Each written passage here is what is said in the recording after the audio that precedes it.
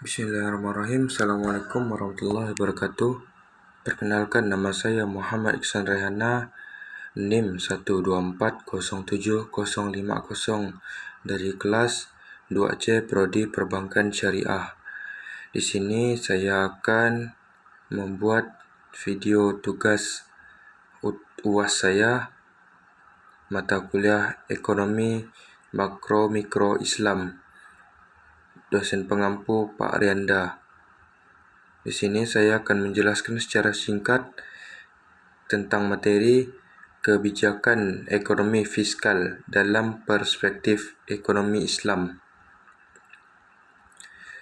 Dalam perspektif ekonomi Islam, kebijakan fiskal adalah instrumen penting untuk mencapai tujuan-tujuan syariah seperti kesejahteraan sosial, keadilan, dan distribusi kekayaan yang merata.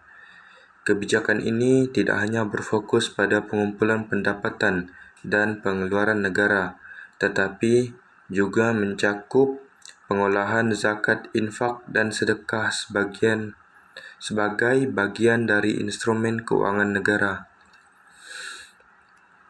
Kebijakan fiskal adalah kebijakan yang dibuat pemerintah untuk mengelola pendapatan dan pengeluaran negara guna mempengaruhi kondisi perekonomian.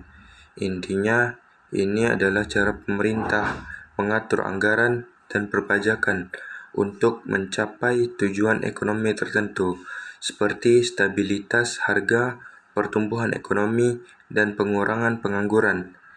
Secara lebih rinci, kebijakan fiskal mencakup yang pertama, pendapatan pemerintah. Ini termasuk pajak, bea masuk, dan penerimaan bukan pajak lainnya. Yang kedua, pengeluaran pemerintah. Ini mencakup belanja untuk berbagai program seperti infrastruktur pendidikan, kesehatan, dan subsidi. Selanjutnya, tujuan kebijakan fiskal. Yang pertama, stabilitas ekonomi, yaitu mengendalikan inflasi, mengurangi fluktuasi ekonomi, serta menjaga nilai tukar uang.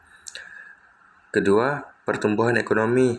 Ini mencakup seperti mendorong pertumbuhan ekonomi melalui investasi publik, peningkatan daya beli masyarakat, dan pengembangan sumber daya manusia.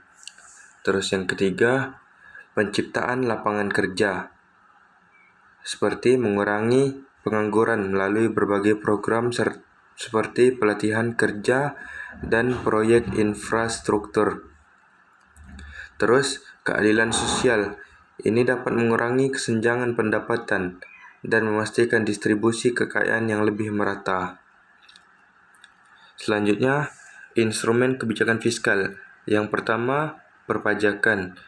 Pemerintah dapat menaikkan atau menurunkan tarif pajak untuk mempengaruhi daya beli masyarakat dan investasi. Terus, belanja pemerintah. Pemerintah juga dapat meningkatkan atau mengurangi belanja publik untuk mendorong atau memperlambat pertumbuhan ekonomi. Dan yang terakhir, pengelolaan utang. Pemerintah dapat menerbitkan obligasi atau surat utang untuk membiayai pengeluaran pemerintah non-pajak kepada sektor-sektor tertentu untuk mendorong investasi dan kegiatan ekonomi lainnya. Selanjutnya, contoh penerapannya. Stimulus fiskal saat pandemi. Pemerintah memberikan insentif pajak dan meningkatkan belanja untuk menjaga ekonomi tetap berjalan selama pandemi COVID-19. Terus, peningkatan belanja infrastruktur. Pemerintah juga mengalokasikan anggaran yang lebih besar untuk pembangunan infrastruktur untuk mendorong pertumbuhan ekonomi dan menciptakan lapangan kerja. Terus, penyaluran bantuan sosial. Pemerintah memberikan bantuan sosial pada masyarakat yang terkena dampak krisis ekonomi untuk mengurangi kemiskinan dan ketimpangan. Instrumen-instrumen kebijakan fiskal ini saling terkait dan dapat digunakan secara bersamaan untuk mencapai tujuan-tujuan ekonomi yang berbeda. Pemilihan instrumen yang tepat dan implementasinya yang efektif sangat penting untuk mencapai tujuan fiskal. Baik, sekian penjelasan tentang kebijakan ekonomi fiskal dalam perspektif ekonomi Islam dari saya. Kurang dan lebihnya saya mohon maaf. Wabillahi taufiq wal hidayah. Wassalamualaikum warahmatullahi wabarakatuh.